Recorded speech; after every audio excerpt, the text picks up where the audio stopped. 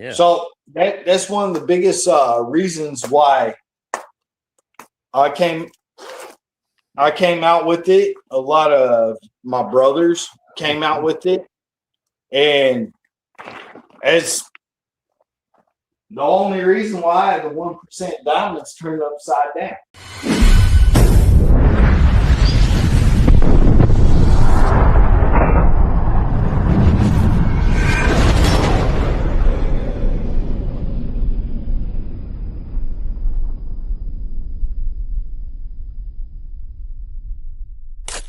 Welcome to this episode of Chatting with Staxx. I'm your host, Bill Staxx, and today I got Hatchet. What's up? Oh, it's story time. It is story time with Hatchet.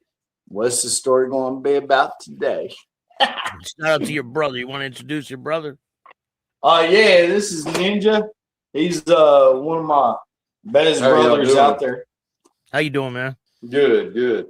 Thank you for joining me today. There's a lot of talk going on right now, and I noticed you don't got no patches on your cut. That's because I stepped away from the 1% Cossacks, and after 6 years, my own dreams are coming true.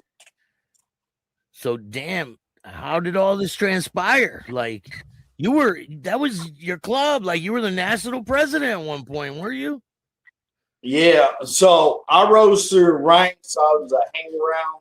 I did a 1-1-1, which a lot of people out there nowadays don't understand. 1 year hang around, 1 year prospect, and 1 year probation period with 1% Cossacks. Yeah, I rose through the ranks. I done everything, every position in that club. But number one was I was always an essay. And then people passed away. You guys got a memorial wall and everything. So, like, even to this day, I still wear 13 brothers' names, but I have a total of 41 brothers that passed away in that club. And the Cossacks were created because of what happened down in Waco, right? Yes. And so it is a memorial club for the 7 fallen brothers. You loved this club. What happened? So I lived died Cossack. A lot of people don't understand. I lost a lot of good brothers in that club. Even to this day, I don't have any hard feelings towards that club. But as an essay, you have to follow bylaws and you have to follow them to a T. And so what happened is I actually had a brother that passed away not too long ago. A lot of people that follow me on TikTok and stuff, they saw Christmas Toys for Tots. That was actually my brother's kids that wanted to do that. All we did was be grown-ups and support what the kids want to do. And a couple days later, they want to take Fallen Brothers patches off the walls at their house. Left my nephews crying and stuff like that. So basically what I did was I traded in my patches for his patches. Those patches are going to stay up on the wall because they wanted, I don't know what they wanted at the end of the day, because I told them at the time that was going to hurt their club. Why would they take a Fallen Brothers colors and take them from the widow, right? Take them from the widow, you mean? Yeah, take them from the widow. So there's a bunch of rumors that were popping up, and I squashed all those rumors. And at the end of the day, they felt like they needed to take them. See, a lot of people don't know the reason why you give your Fallen Brothers patches to the widow is so that they never get disgraced. And, I've been in this 8 years, and I've lost a lot of bros over the years. And one of the things that I've seen is, hey, these guys might be cool with this MC at this time, but when they flip, if they're hanging up in the clubhouse, they're going to get burnt. They're going to get pissed on. It's just man's nature. When they get pissed, they attack everything. That's the reason why, you know, my brother's patches were to stay on the family wall forever. But they wanted them down. So they want them down. Another thing is in the MC world, it's a man's club. It's not a female's club. And so you can't hold a female to a brother's standard. Like if his wife messed up right now, I got to hold him accountable. It's not I hold her accountable. And if he's not here no longer, all it is disown. You don't take from what you gave.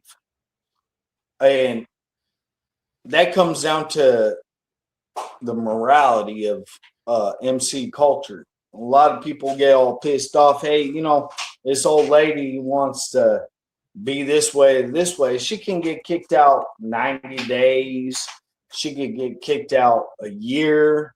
But when that brother falls, the patches always hang on that wall.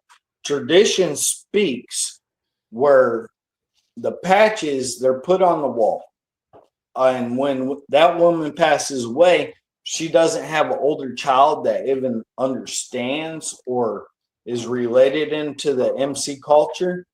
Then the patches come back home to the MC. And then they're hung up on a wall. Do they ever burn it? If Yep. Yeah. And they will either take care of them, they'll hang up on the National Clubhouse, or they get burned. Were you told to follow some orders, and did you refuse the orders? So I didn't refuse the orders. The patches are at my house right now. All of his stuff is at my house right now. What I told them is either we make a shadow box, they go back up on the house, or it is what it is at that point. But so they're at my house, they're protected. I turned in my patches because I couldn't follow those orders for my brother's patches. So did you tell them I'm done with this club? Yes, I told them I'm done with the club because it's a memorial club. I've been riding 1% Cossack for a long time. What about Ninja? So I started. Yes, sir. You did too? Yes, sir. How many other people said I'm not doing this? Actually, 95% of the nation stepped out over this. Yeah. What? Because that's not what we signed up for. Damn. So now that transpired, so what was your exit looking like, Ninja? Well, I kind of kept my mouth shut whenever it all went down, and after Hatchet even dropped, and they kind of pushed me out. So after they pushed me out, I was like, okay, that's enough. I mean, I was still here fighting for Dippy, for my fallen brother, which, you know, he was a part of my crew heavily. I mean, we had our wrestling programs and everything else because of that man. And after that, I've got my nephews to protect and make sure that they stay safe. So this is Dippy's bastard child. And a lot of people don't understand the bastard child. Dippy was his sponsor coming into the club. Yeah. Yeah, it's the person that mentors you through your whole transition into the world, right? Exactly. He's the one that called me 2:00 in the morning. So after when Hatchet leaves, you're close with Hatchet, right? And do they feel a certain way about you because Dippy was your sponsor? Right. But I just kept my mouth shut because some issues that happened before that at our wrestling event, I kept my mouth shut through all the chat and everything else. I didn't open my mouth once, and then all of a sudden I noticed that I disappeared. They done took me out. And so I was like, okay. What did it look like that day that they told you we're taking your cut? What did they say to you, and how did it transpire? Who, me? They just kicked me out. I mean, they didn't say nothing. They just pushed me out of the chats, everything. Yeah, but did they come and take your cut? Did they take your cut? No, I went ahead and cut my patches off and had them ready to hand to them. So a lot of people in the world don't understand when you get kicked out of a club, if you hand them the leather, you're in good graces of coming back. So cutting off your patches and handing them back, that automatically puts you out 86 in the bag. And a lot of people don't understand that. If you're going to hand your colors in, it's the leather and everything. Normally, that's how it is. But if you don't care, right? If you don't care. But I mean, now that you guys are out of this club, what's next? So we were joking around. This is a funny thing. So we were joking around a day after we got kicked out. And I said, well, you know, I had a plan for an MC a long time ago, but it's not really an MC because in my point of view, to be an MC, you got to have a race team. At least 6-7 years. You know, you got to be on that track constantly because that's where MC culture started.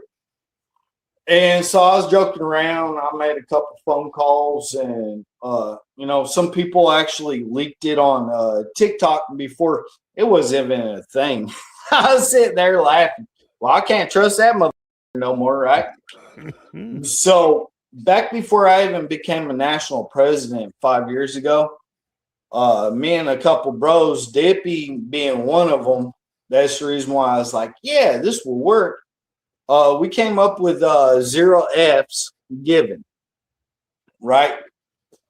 And I'm going to try and keep it, you know, YouTube friendly, but it might slip up a little bit. But even my bro, Billy Jack that passed away, he was about it. And we're going to do that before he even became a national president of the 1% Cossacks. So our biggest thing is every time we went to a restaurant or out there to eat, you can't wear colors, you can't be a 1%. So we always laughed at that because it didn't matter about the colors and it didn't matter about anything. You still have 1% in your business and you didn't even know it. Yeah. So that's one of the biggest reasons why I came out with it. A lot of my brothers came out with it.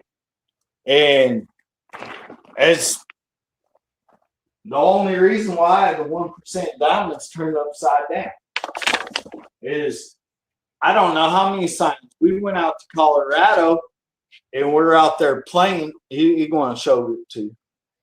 But we're out there playing. We walked into a bar and literally on the sign is no 1%ers allowed. And we're laughing. We're all in soft colors, right? Because we knew where we were going. And we're laughing. We're having fun at that bar, weren't we? Just having fun. And throughout the time, like this all happened real quick, right? It happened extremely quick. You know, I have no hard feelings for the club that I used to be in. I absolutely love, you know, a lot of people that end up staying. And that's up to them what they want to do with their life. But what they did tells me if I die, I'm an 8-year member in this MC. If I die, you're going to strip my patches off my old lady's wall. Ain't going to fly. No. So we're all joking around and we end up all the guys that I know, we just came together and it's like, fuck it, this is what we're going to do. And that's from the East Coast to the West Coast to the mid-states. Like, so is it a 1% club? Is it a 1% club? Well, it's the most 1% club that I could think about because we're 100% anti-government and we're 100% about not following rules. I mean, but it that's says where the MC 1%. crossed out on the back. It says MC is crossed out, right? And the 1% is upside down. Some people would take that as disrespect. What do you think about that? Well, the disrespect is 1% never actually were built to rule the world, right? In the MC culture, we're the ones that stayed away from civilization. We're the ones that only protect our own. And to me, the MC crossed out.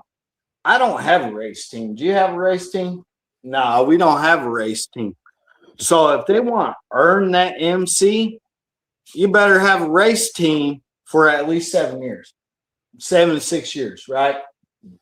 You better get on that track and earn that. And it's no downfall to any of the other clubs that grew up. You want to be an MC, that's cool. Do you have a race team? And that's just my opinion. If you don't have a race team, how are you going to say that you're a motorcycle club? Because that's where everything was founded on. It was the tracks. You know that biker movie. I absolutely love that biker movie. Everyone says it's a love story, but it shows the history of motorcycle culture. The 1% diamond being turned upside down. I know that every 1% club out there has walked up to those signs or went to a rally, and they're not allowed in there because they're wearing their cuts. So they got to go put their cuts in the saddlebag. You know, they can't wear their soft colors. And it comes down to it. The only reason why you're not allowed into those rallies and you're not allowed into those restaurants is because the government says you have to carry insurance to be a business. So no gang activity is allowed at this property because our insurance doesn't cover it. Do you think that the cops will still label you as a gang organization? Oh, yeah, they're going to label anybody as a gang. 3 or more. I could get 3 Christians right now, hard-going Christians, never done anything in their life. They're wearing the exact same colors, and the first time that they defend their wife in public automatically is a gang. Yeah, it doesn't matter. It doesn't matter to definitely on society's side. If you haven't, well, I know that you pay attention because I see all of your stuff popping up. You know, it's funny that all these RICO acts are actually happening in Trump's era before all that stuff because he's trying to control and collect guys. Hey, you know what? Venezuelan, when he was going after it, I said, watch, the motorcycle world is going to be the top target. And the reason why is they know where we are. We file taxes, all that. I know guys right now that been out of 1% Cossacks for 3 years. They can't even get a government job. Period. It hits up. We ain't no different than anybody else. I'm just louder than everybody else. So now, is there a hierarchy in your club? So just within our MC, you have your social class, which is one piece. And then when we feel that they're outlaw enough, we'll cut their one piece into 3 piece. So you have your top, you have your middle, and you have your bottom. That makes you an outlaw. If you can handle that, then yes, you can have an upside down diamond. A lot of people are wondering, hey, are they going to claim territories? No, I am not a gang. I don't care about territories. So United States is split up into 5 categories. And in the 5 categories is 5 different colors. I have 5 national presidents and I have 5, national sets. And the reason why is there's 5 different major rules in the MC world. Like if I go to the East Coast, they got a whole different setup than the West Coast. If you come to the Midwest, they got a different setup next to over here. So the colors vary, they change. I had a lot of people reach out and say, hey man, all you're doing is shitting on the Cossacks wearing your diamond the way it is. Now I earned my diamond in black and gold. That's the reason why it is black and gold. It is because I'm a diamond. I will always be a diamond. Patches, no patches. Do you think any other organization will have a problem with this? I really haven't had any blowback against it. I mean, they don't know. It's not even out there yet, legitly, right? Until now. Well, I have a lot of reach. So when I dropped my video, I had a lot of people, what the fuck are you doing? Right? At the end of the day, everybody understands those signs. They understand those signs. And that's the truth about it. And if they want to ask about the name, Zero Given, I know, bro, I've raised over 1,000 people in this lifestyle. I know guys that had their bikes stolen, old ladies caught cheating, everything down to the bottom line. And I know what their bosses said. We don't give a right? 100%. We don't give. I grew up in foster care. That's all I ever heard. Are you going to cry about something? We don't care. We don't care about you.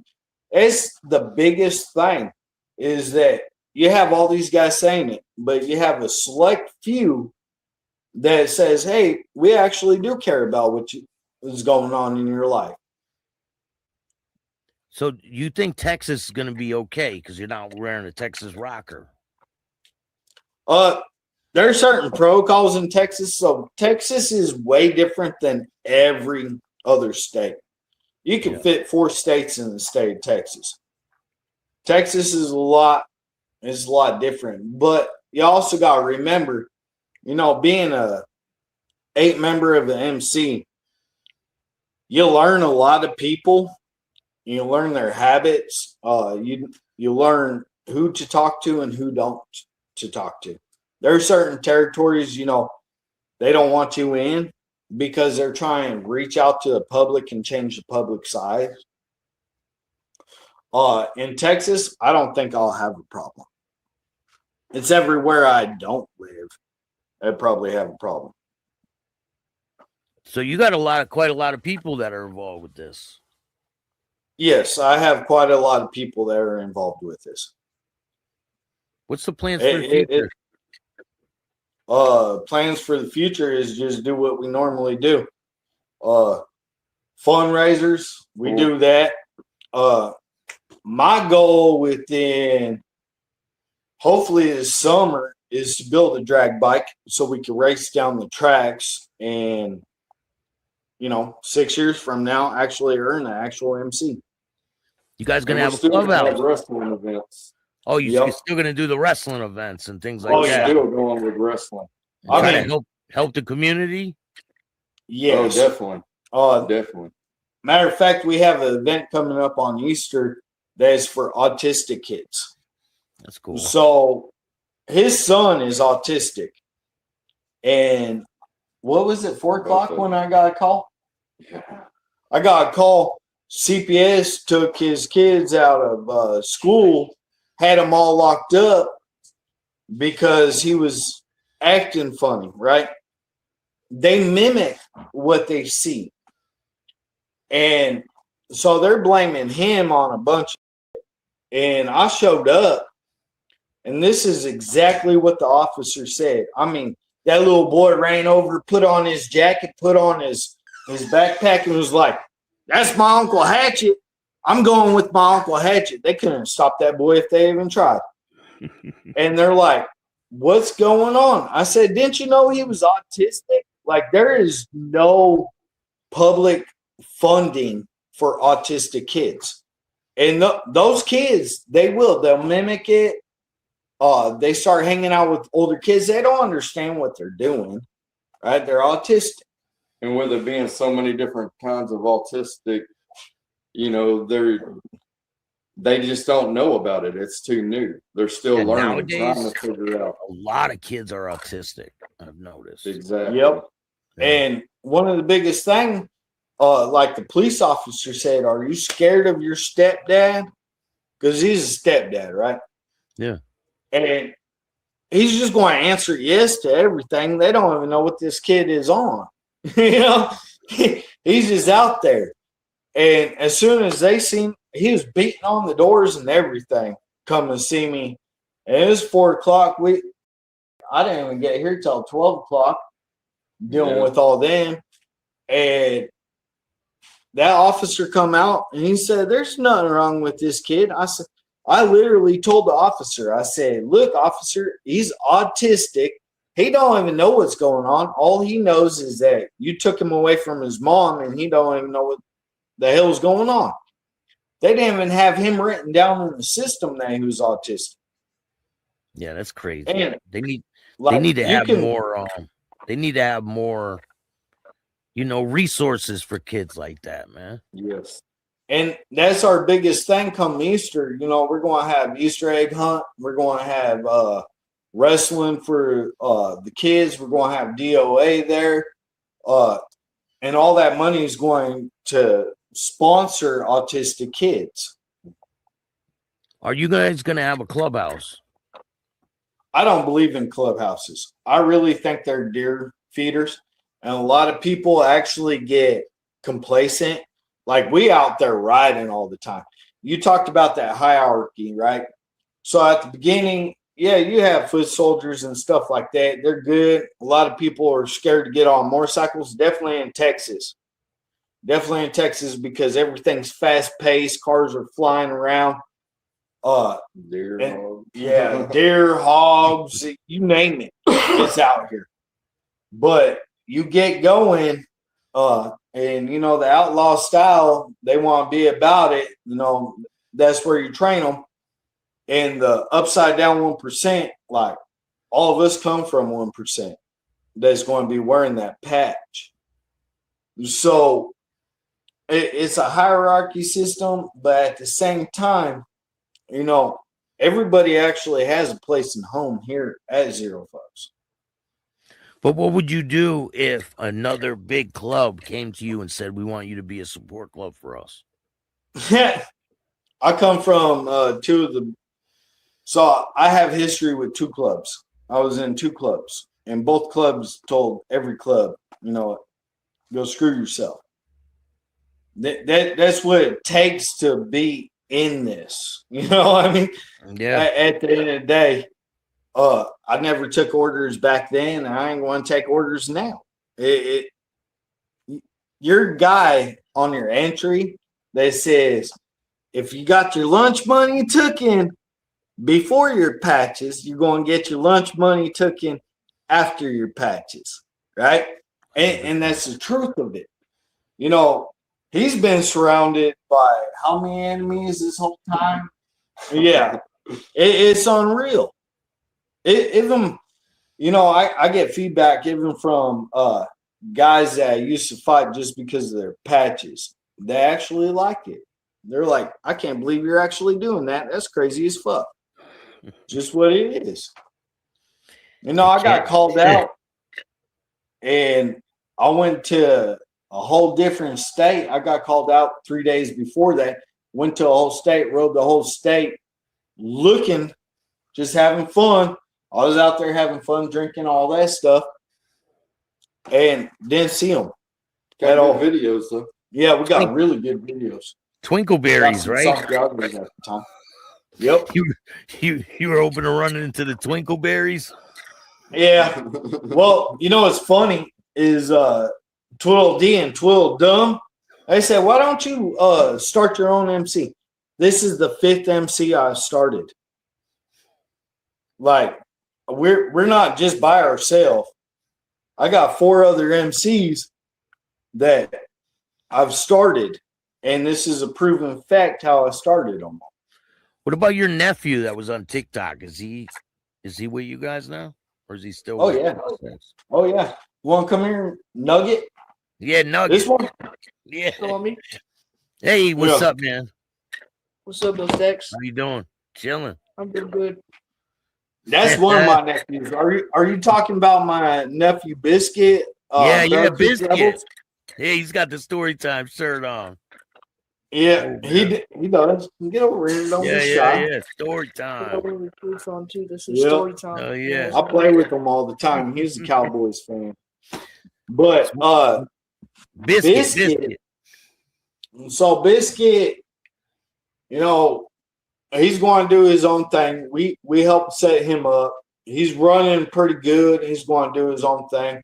He messages me a lot. He's like, "Hey, Uncle Hatchet, since what you did in this club, that they don't really want us talking." I said, "You're your own fucking boss. You want to be your boss, or are you going to listen to a boss?" And he's like, "Well, I don't want to get in the middle of it," and he don't want to, because the same feeling that I had. I have some really good bros over there. I love them. But at the end of the day, I don't want to be stuck between the bullshit. Sounds like they're dwindling, though. It sounds like they're dwindling. They are. That's the one thing about that nation. I brought it back 4 times in 8 years. It dwindle and then come up, and then it dwindle and then come up. And it's really based off of their bylaws. You know what I mean?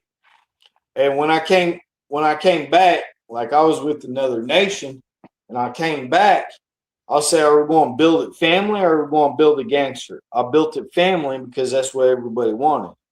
And it ended up turning, oh, we want to be a gangster. Well, if you want to be a gangster, all the guys I just built, they ain't built that way. Yeah. Like, I mean, at the end of the day, you can't do what you want to be a did. gangster anyway, man. Being a gangster nowadays, there is no winners. You end up in prison. You end up dead. There is no winners acting that way. And that's the truth. At the end of the day, you know, in the 90s, I get away with it. Early 2000s, I could get away with it. Nowadays, you post that video, and I'm like, well, that was the most stupidest thing to do at a gas station. Because everybody got cameras nowadays. You can't do that shit. That's the reason why a lot of the 1% culture is moving away from that. You know, I have a lot of people ask me, hey, why don't you go to this rally? Why don't you do this? Well, if I know they're my enemies, why would I go to that rally when there's 100,000 phones at that rally and piss on their Wheaties, knowing that something's going to pop up? So my club could be in the news and their club could be in the news. All it is at that point is a dick swinging contest. Might as well just take precautions to avoid conflict, and that's it, right? Exactly. And, you know, I'm a big thing on we do our everybody else does their own. You know, MC culture, I really believe after SOA came out and ended and all that stuff, MC culture actually come into the public view. They started wanting to be a part of the public. 1% is not a part of the public. We're not. So why be a part of that? That's the reason why we have support clubs. Hey, you want to do Toys for Tots? That's cool. Go do it. 1% should never be at a Toys for Tots function. That's how I believe. Now, not everybody's going to believe that, but that's how I believe. Yeah. So at the end of the day, if you want to be about that, then you got to drop all that gang activity that you actually do. You know, I get asked a lot, hey, are we a motorcycle club or are we a gang? Well, if you're starting up in a new area, you're going to get mud checked. And if you ain't going to have patches. No. So you got to do gang activity just to be, you know, okay. And after a couple of years, you know, this guy was stealing my milk money. I'm going to punch him in the mouth, right? You got to do it because you can't let that guy walk over you, because if he can walk over you, then he's going to walk over your whole crew. 100%. You got a long road ahead of you, it looks like. But I'm pretty shocked that you're not in the Cossacks no more. That was a big part of your life. Yeah, it was an extreme big part of my life. You know, I did a 1-1-1, which is 1 year hang around, 1 year prospect, and 1 year probation period. Right. And I'll raise a lot of my guys that way. And the ones that stepped with me, I didn't expect anybody to step with me. I was just fed up. I was like, I can't follow this rule. I'm trading my patches for my his patches. Everybody else stepped. And then it caused an animosity between the guys that stepped and the guys that stayed. And I've already had it where, you know, the club changed their name and they want to kill each other. There's actual bodies on that. And that's what a lot of people don't understand is when that happened, there's a lot of bodies. So it's easier for me to just take the reins and say, hey, we're going to do this and no animosity. Fuck all that shit. They want to do that shit, we're going to do our own shit. So what do you have to say to them? If you could talk to them right now, what would you say to them? Well, I just wish them the best of luck, you know. And I talked to a bunch of their nationals, you know. I've known them for years, and they're like, "Hey, Hatchet, I wish you didn't do that." Blah blah blah. But once you break a symbol, like even the symbol of our social club part stands for who we are.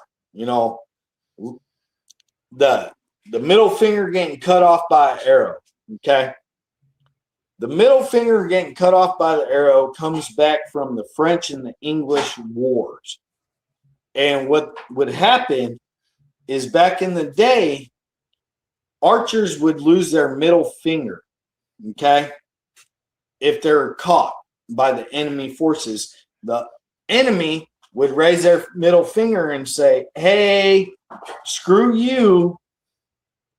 I got mine and you ain't got yours. That's where the original bird came from. So once you break that cycle of what your back patch means, there is no stopping it.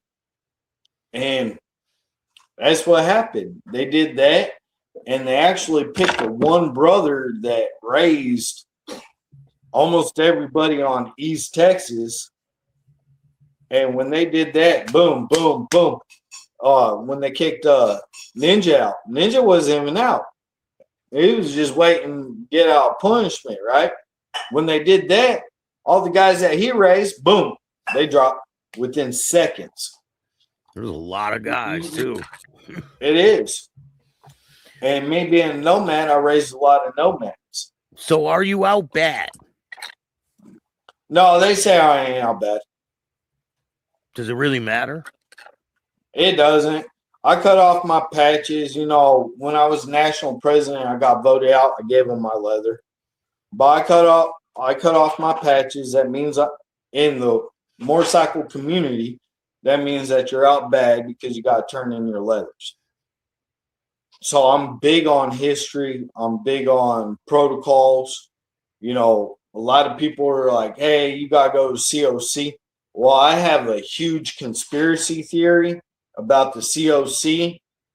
And over the years, 8 years of studying everything, I have my own conspiracy theory that I might write a book one day about. But it throws a lot of people off when you actually start talking protocol. And so at the end of the day, they don't see it that way. That's okay. I don't mind. I'm not going to go back. I'm not. No, I'll still wear my Fallen Brothers patches because I knew every one of them.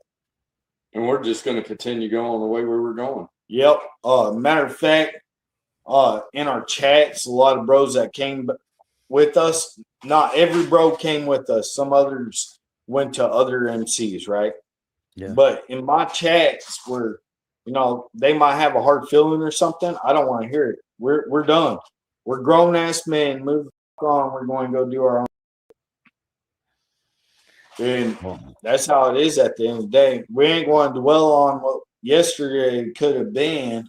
We're going to dwell on what today is. Leave it in the rear view. And that's all you can do, man. Just keep moving forward. It's a new year. And I wish you nothing but success in the future. I appreciate that. Thank you.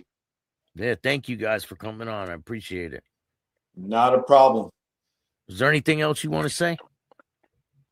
No, I just rest of the world.